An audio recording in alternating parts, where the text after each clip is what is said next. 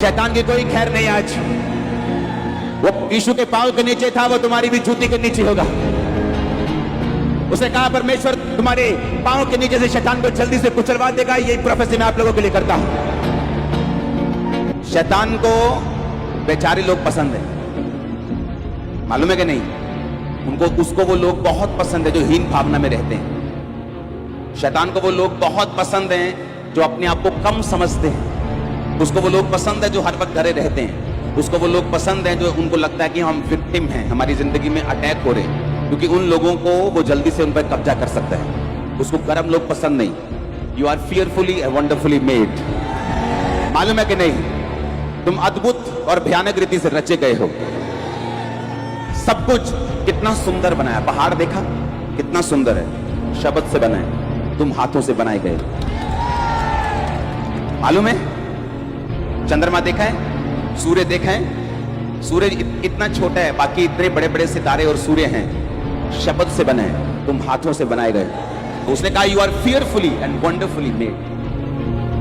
जब परमेश्वर ने आपको बनाया ना, जब परमेश्वर ऐसे आदम को बना रहा था तो परमेश्वर और आदम का कद सेम था।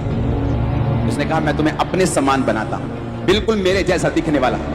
तुम्हारी शक्ल परमेश्वर से मिलती है, मालूम? और ऊपर कोई रंग नहीं है, आत्मा का कोई कलर नहीं है, कोई ब्राउन नहीं, ब्लैक नहीं, व्हाइट नहीं, सांवला नहीं, ऊपर कलर है ही नहीं, सेम कलर है। स्पिरिट का कोई कलर नहीं।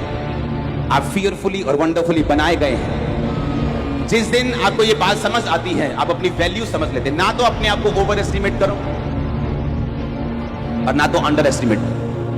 किसी ने घर बेचना हो तो अगर ओवर एस्टिमेट करता, नौ जी इतना 70 लाख का बेचना, और घर कितने का है? 30 का, तो भी नहीं बिकेगा, आप नुकसान में रहोगे।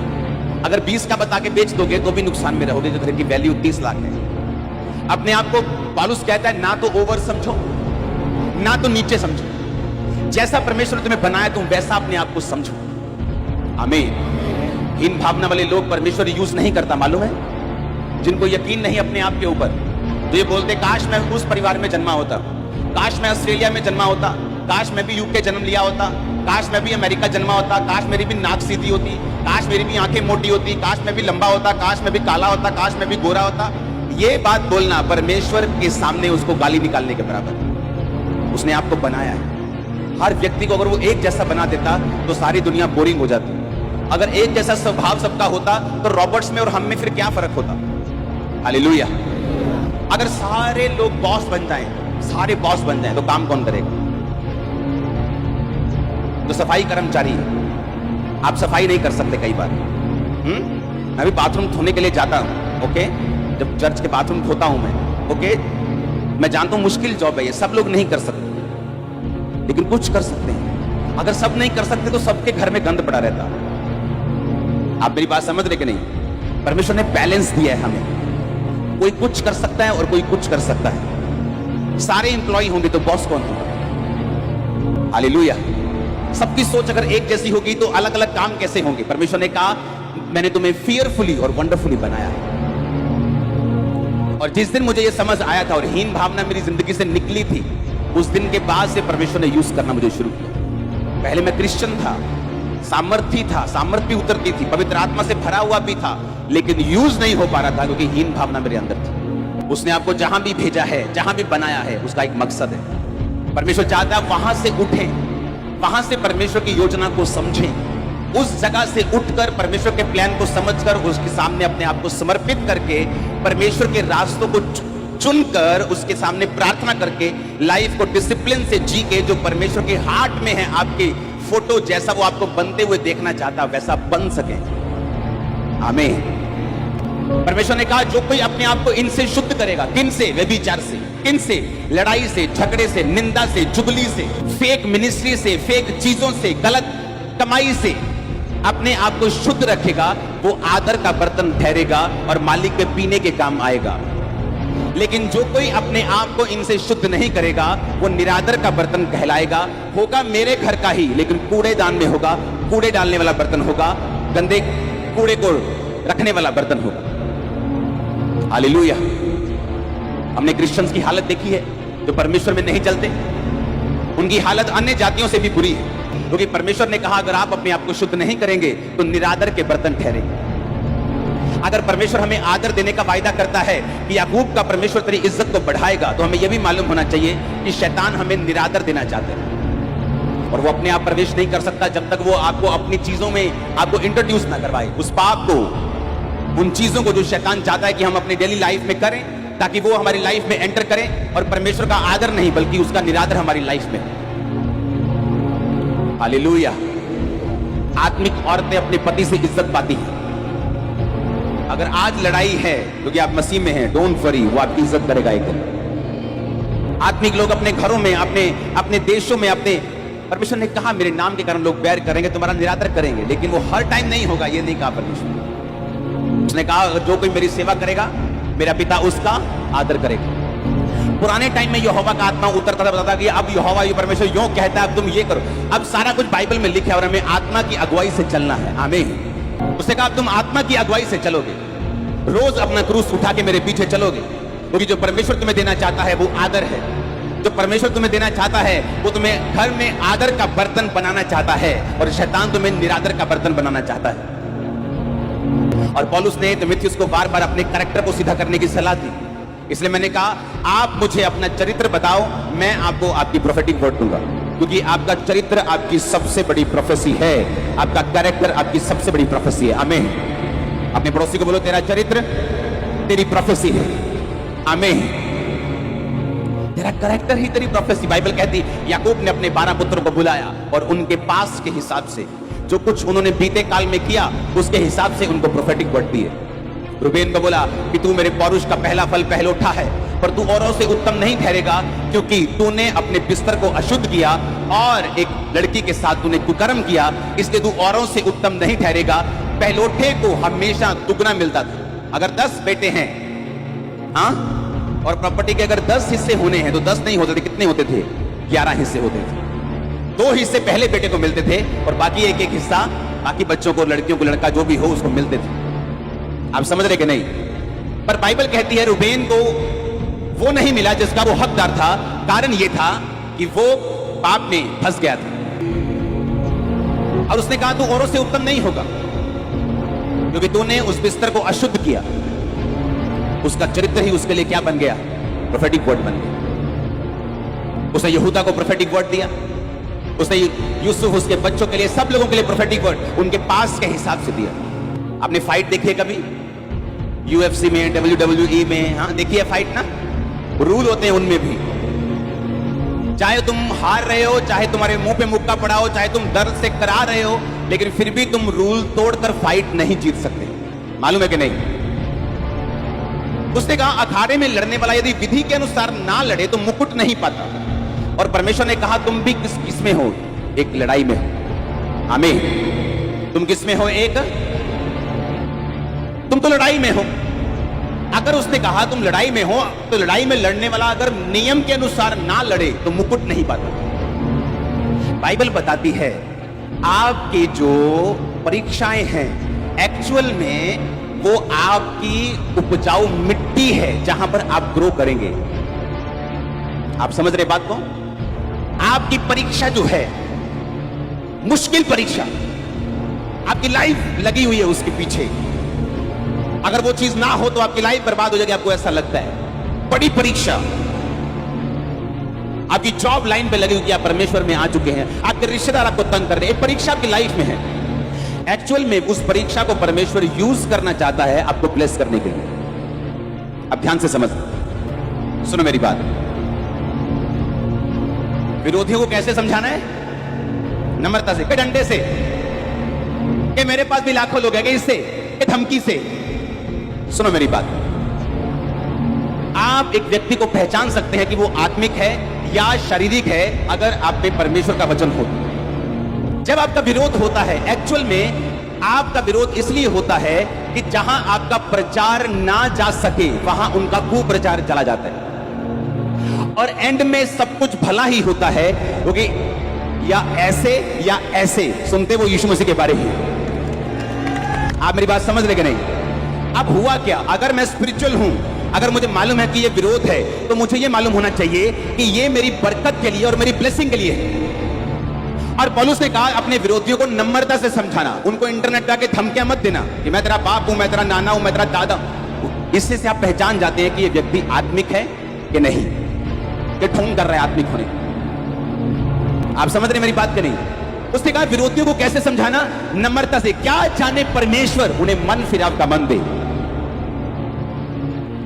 सुनो मेरी बात, जो विरोधी हैं, जो आपका विरोध है, जो शैतान आपके पीछे लगा है या लोग आपके पीछे लगे, वो आपके लिए उपजाऊ मिट्टी के समान है। पर जहां पर आपने वचन तोड़ दिया और आप भी विरोध में लग गए, वो मिट्टी नहीं फिर रह गई, उसमें आपने मिलावट कर दी। फिर वो आपने जो किया ना, वो आपको ऊंचा नहीं करेगा, नीचा कर देगा, आपकी वैल्यू को डाउन कर देगा, आपके सिस्टम को डाउन कर देगा, आपकी महिमा नहीं होगी, क्योंकि आपने वर्ड जो है वो तोड़ दिया। इसलिए मैं कहता हूं गिफ्ट जरूरी है, पर अगर वचन ना हुआ तो मरोगे तो, क्योंकि जहां आप परमेश्वर का वचन तोड़ देंगे वहां परमेश्वर आपके साथ फिर नहीं होगा। और वो परीक्षा फिर आपको ऊपर नहीं लेके जाएगी, कहां लेके जाएगी? नीचे। वो आपकी महिमा नहीं करेगी, आपकी बेइज्जती करेगी। आपकी ग्लोरी नहीं होगी, बल्कि आपकी बेइज्जती होगी, क्योंकि आप भी उनके जैसे रिएक्ट कर रहे हैं। आपने भी दांत के बदले दांत कर दिया। इमेजिन करो, ये वचन परमेश्वर ने, पौलुस ने तिमुथियुस को कहा था। इसका मतलब एक एक वचन जो परमेश्वर आपसे कहता है वो कितना जरूरी है बाइबल में। आमीन। चाहे वो प्रेयर करने का हो, वो डिसिप्लिन में रहने का हो, वो फास्टिंग करने का हो, वो बोने का हो, वो सेवा करने का हो, एक एक वचन के पीछे आपकी जबरदस्त ग्रोथ छुपी हुई। मैं आपको बता रहा हूं, एक वर्ड के पीछे। आप समझ रहे कि नहीं? एक वचन के पीछे आपकी ग्रोथ छुपी है। अगर आप समझ जाएं कि इस वचन को परमेश्वर मुझे पूरा करने के लिए क्यों कह रहा है। अपने पड़ोसी को बोलो, तेरा युद्ध आत्मिक है, तेरा युद्ध इंसानों से नहीं, किसी धर्म से नहीं, किसी समाज से नहीं, तेरा युद्ध शैतान के साथ है, आत्मिक शक्तियों के साथ है। अपने सिर पे हाथ रख लो, आज फायर कैच करो लड़ने के लिए और जीतने के लिए। फायर कैच करो अपने परिवार के लिए, फायर कैच करो फाइनेंस में बढ़ने के लिए, फायर कैच करो परीक्षाओं से पार आने के लिए, फायर कैच करो यीशु मसीह के नाम में बड़े काम करने के लिए, फायर कैच करो शर्मिंदगी को हटाने के लिए। आमीन हो जाए, बरकत हमारी है चर्च। Hallelujah, hallelujah. यही परमेश्वर चाहता है। उसने आपको वर्ड दिया, उसने आपको अखाड़ा दिया लड़ने के लिए और जीतने के लिए। जब अखाड़े में कोई जीतता है तो फिर क्या होता है? क्या होता है? बेल्ट आती है कि नहीं? हाँ, वो शील्ड आती है, किसी प्रोग्राम में बेल्ट आती है, किसी प्रोग्राम में हाँ तमगा आता है, मेडल आता है, किसी में कुछ आता है। वो मेडल के लिए तैयार हो जाओ। बहुत से लोग लड़ते हैं पर मेडल नहीं पाते, क्योंकि अखाड़े में लड़ने वाला, फिर से वचन पढ़ो, अखाड़े में लड़ने वाला अगर विधि के अनुसार ना लड़े तो मुकुट नहीं पाता। लड़ना है पर विधि के साथ, नियम के साथ। युद्ध है हमारा, हम जानते हैं, लेकिन इंसान से नहीं। युद्ध है हमारा, हम जानते हैं, पर विरोधियों से नहीं। उसके पीछे कुछ आत्माएं हैं, उनसे। आमीन। और जब हम वचन को पूरा करने में कामयाब रहते हैं तो आशीषें परमानेंटली पाने में भी कामयाब रहते हैं। आमीन।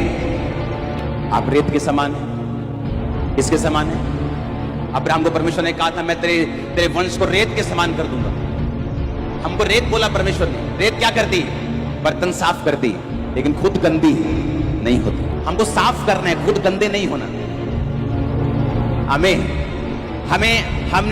हमने नशे वालों को, हमने शराबियों को, हमने व्यभिचारियों को संगति नहीं करनी उनकी, उनको वचन देना है, उनको साफ करना है। यीशु मसीह ने कहा तुम शैतान के पास मत जाना, लेकिन अगर वो तुम्हारे पास आया मैं तुम्हें बचा लूंगा। हाँ, तो सीना रोज आया करो, मैंने वचन देना। 7 दिन तो तुम वचन दोगे, पर 8वें दिन वचन नहीं दोगे। हालेलुया। तुम फंस जाओगे। परमेश्वर ने कहा तुम शैतान के पास मत जाओ, लेकिन अगर वो तुम्हारे पास तुम्हारी परीक्षा के लिए आए मैं तुम्हें सेव कर लूंगा। हमें संगति नहीं करनी लोगों की, पर उन्हें वचन देना है। उतना समय बिताना है जितना हमारे लिए अच्छा है और उनके लिए भी अच्छा है। उतना ही समय बिताना है जिससे वो सुधर सके और हम बिगड़ ना सके। अपने आप को मजबूत मत समझो इस विषय में। बाइबल कहती है व्यभिचार से भागो। उसने ये नहीं कहा तुम बड़े स्ट्रांग हो, ऐसे खड़े रहना सामने, क्या चक्कर है बताओ तो। उसने कहा अगर तुम्हें यहां लगता है कि व्यभिचार है, वहां से निकल लो, पतली गली से साइड पे निकल जाओ। उसका सामना मत करो, समझाने की कोशिश मत करो, उसको काउंसलिंग की जरूरत नहीं है तुम्हारी, वो रूप ना भी बचेगी ना, तुम कोई चिंता मत करो, कोई और बचा लेगा उसको। हाँ, कोई बचा लेगा उसको, चिंता मत करो, तुम्हारी नानी बचने वाली पड़ी है। हाँ हाँ भाई कितने हैं तू? पापा ही मैं बस एक भैन ਨੂੰ ਛੱਡਣ जा रहे हैं। तो भैन कितने साल दी? भैन 20 साल की। अच्छा, चर्च में और भी बूढ़े लोग थे, तुम उनको तो छोड़ने घर नहीं जाते, लेकिन ये बहन जी तुम्हें कैसे मिल जाती है जवान वाली? व्यभिचार से भागना है, भागना है, भाग जाओ कहता। यूसुफ के जैसा स्ट्रांग आदमी नहीं था, और लिखा बाइबल कहती जब उसको औरत ने पकड़ा, पोतीफर की पत्नी ने, तो वहां से वो भाग गया।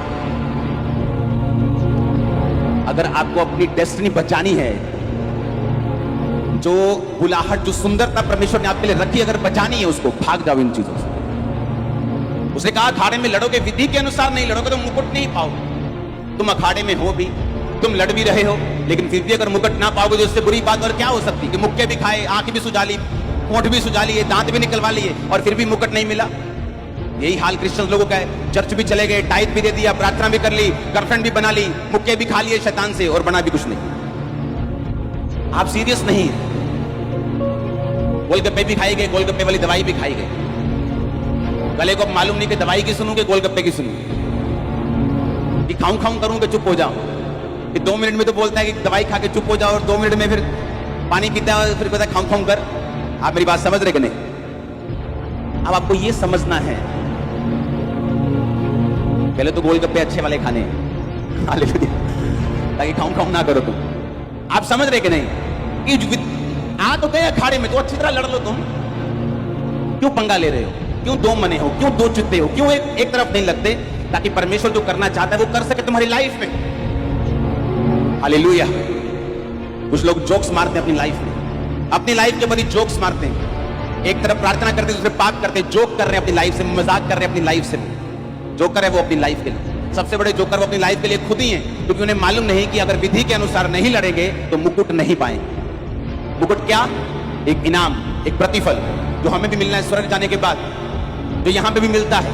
उसने कहा कि जब तू प्रार्थना करने जाए तो गुप्त में दीवार अपनी चिटकनी लगा के, कुंडी लगा के अपने रूम में गुप्त में प्रार्थना कर, तेरा पिता पब्लिकली तुझे रिवॉर्ड करेगा।